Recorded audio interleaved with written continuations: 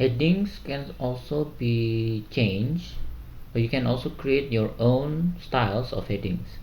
For example, let's want to create new style based on headings 1 style. First I'll go to the styles ribbon and expand the ribbon here, right, and select the manage style button here, and in here I can actually modify the styles, right? I can modify the styles, or I can even create new styles. Now let's see, and the edit button here, I can modify the styles or just create my own styles.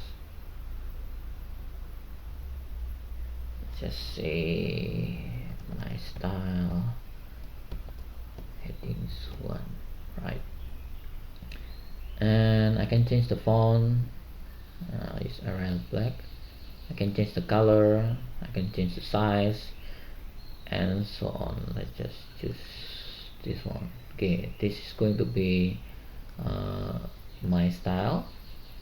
I'll make sure that I add it to the style gallery so it's shown in the ribbon later, and click OK. Just close it. Okay, now there goes my style. Yeah. Let's look at the styles gallery.